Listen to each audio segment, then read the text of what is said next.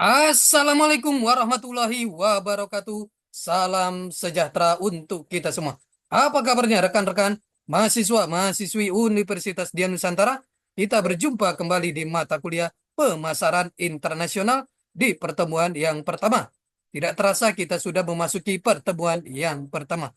Mudah-mudahan Allah Subhanahu wa taala Tuhan Yang Maha Esa memberikan kita keberkahan kesehatan sehingga kita bisa menyelesaikan mata kuliah ini dengan sukses dan lancar. Rekan-rekan semuanya, sebelum kita mulai proses belajar mengajar ini, alangkah baiknya sama-sama kita berdoa agar proses belajar mengajar ini berjalan dengan sukses dan lancar. Berdoa menurut keyakinan dan kepercayaan masing-masing. Berdoa dimulai.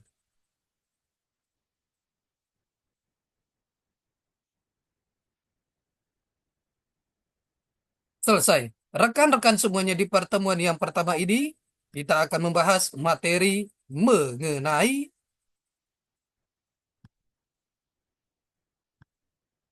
saya share materinya. Kita membahas materi mengenai ruang lingkup pemasaran internasional. Ini adalah materi yang sangat menarik sekali.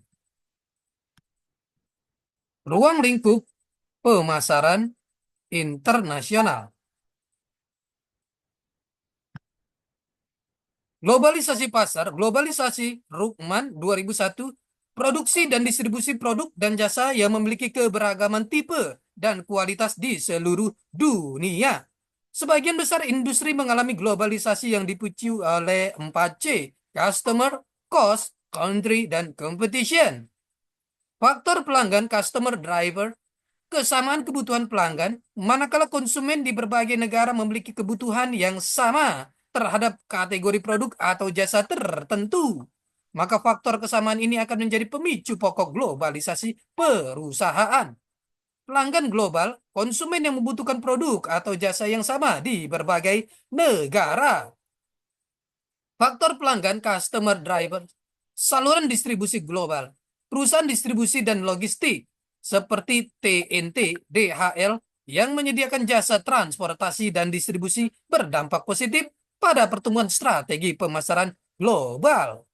Faktor pelanggan, customer drivers, transferable marketing. Faktor ini berkaitan dengan penggunaan ide pemasaran yang sama di berbagai negara. Misalnya kemasan, iklan, nama merek, Marlboro misalnya cenderung sama antar negara dan terbukti cukup efektif. Leading market mengacu pada market yang bercirikan, produk dan jasa yang memiliki kandungan teknologi terkini, tingkat persaingan intensif, konsumen relatif banyak menuntut. Faktor pelanggan, customer driver.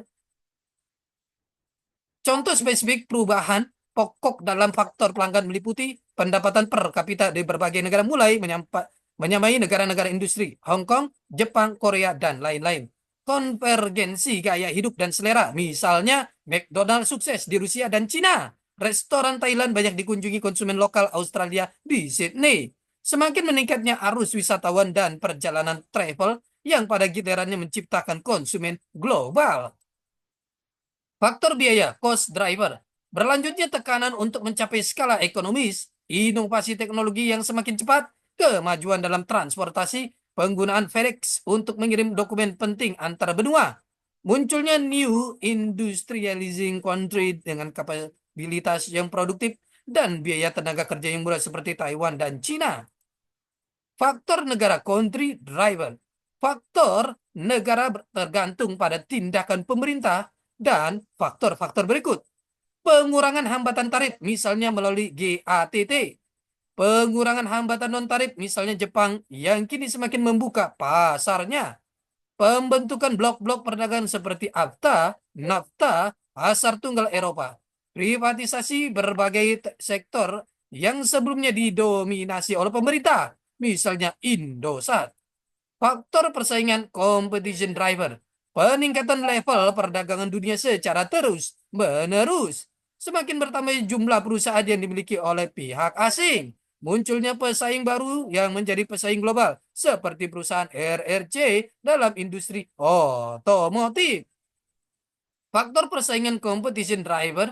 Tumbuhnya jaringan global yang menyebabkan setiap negara dapat saling tergantung dalam industri tertentu seperti industri elektronik. Semakin bertambahnya pembentukan aliansi strategik global. Konsep pemasaran global bagi suatu perusahaan, pemasaran diinterpretasikan pada tiga tingkatan, yaitu pemasaran sebagai suatu konsep, pemasaran mengacu pada suatu fokus strategik terhadap lingkungan untuk menghasilkan manfaat tertentu bagi perusahaan dan stakeholder. Sebagai suatu konsep, pemasaran mengalami evolusi mulai dari konsep produksi, konsep produk, konsep penjualan, konsep pemasaran, hingga konsep pemasaran sosial. Evolusi pemasaran, konsep produksi, menekankan biaya produksi dan mengupayakan cakupan distribusi yang lebih luas. Konsep produk, fokus pada pengembangan produk bermutu, berkinerja, atau inovatif. Konsep penjualan, fokus kepada penjualan, konsumen akan membeli produk jika perusahaan secara agresif mempromosikan atau menjual produknya. Konsep pemasaran fokus kepada kebutuhan atau keinginan dari target pasar dan penyampaian nilai yang lebih baik dibandingkan pesaingnya. Kepuasan pelanggan. Evolusi pemasaran, konsep pemasaran sosial fokus kepada kepuasan pelanggan dan kesejahteraan masyarakat. Konsep pemasaran global, pemasaran sebagai suatu proses. Pemasaran diinterpretasikan sebagai arahan manajerial terhadap sumber daya yang ada untuk merealisasikan peluang-peluang lingkungan pemasaran dengan menyadari pula bahwa pelanggan memiliki kebutuhan dan keinginan yang tak terbatas. Proses pemasaran terdiri dari analisis, perencanaan, pengorganisasian, implementasi, dan pengendalian aktivitas-aktivitas pemasaran. Konsep pemasaran global, pemasaran sebagai subjek pengambilan keputusan. Pemasaran merupakan serangkaian tindakan terprogram untuk memastikan bahwa semua operasi pemasaran dapat terkoordinasi dan sesuai dengan sasaran. Konsep pemasaran global, pemasaran sebagai subjek pengambilan keputusan. Keputusan pemasaran menyangkut tiga kategori utama. Keputusan pasar sasaran yang didasarkan pada produk yang dihasilkan dan segmen pasar yang dituju. Keputusan bauran pemasaran marketing mix 4P sekarang menjadi 7P. Product, price, place, promotion, physical evidence, dan juga people dan proses. Keputusan pengorganisasian dan pengendalian aktivitas pemasaran efektif untuk mencapai pelanggan sasaran dan untuk mengkoordinasikan keputusan bauran pemasaran. Beberapa konsep pokok pemasaran domestik merupakan aktivitas pemasaran yang secara eksklusif ditunjuk untuk memenuhi kebutuhan pasar dalam negeri. Pemasaran ekspor tahap pertama untuk merespon peluang-peluang pasar di luar negeri. Fokus pada tahap ini adalah memanfaatkan produk dan pengalaman dalam negeri. Beberapa konsep pokok pemasaran internasional merupakan kegiatan pemasaran yang melampaui dan melewati batas-batas sebuah negara. Pemasaran internasional bertindak lebih jauh lagi dari pemasar ekspor dan lebih terlibat dalam lingkungan pemasaran di negara tempat perusahaan tersebut melakukan bisnis. Misalnya mendirikan perwakilan di negara sasaran. Konsep ini didasarkan pada orientasi yang etnosentris, orientasi kuat pada negara asal. Konsep etnosentris, negara asal menganggap produknya lebih unggul dibandingkan dengan negara-negara lain di dunia, sehingga produknya dapat dijual di mana saja tanpa melakukan adaptasi. Pasar asing dipandang sebagai tempat pembuangan surplus produksi domestik. Contoh, jika suatu perusahaan mendirikan pabrik di luar negeri, pabrik tersebut dikembangkan menggunakan kebijakan dan prosedur yang sama seperti yang digunakan di tempat asal.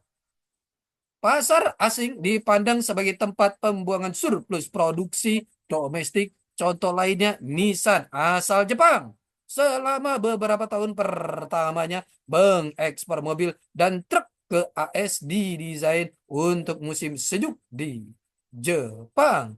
Kendaraan tersebut sulit untuk dihidupkan di banyak tempat di AS. Beberapa konsep pokok pemasaran multinasional merupakan kegiatan pemasaran yang melayani beberapa pasar luar negeri yang disertai dengan adaptasi terhadap perbedaan-perbedaan karakteristik dan perilakunya.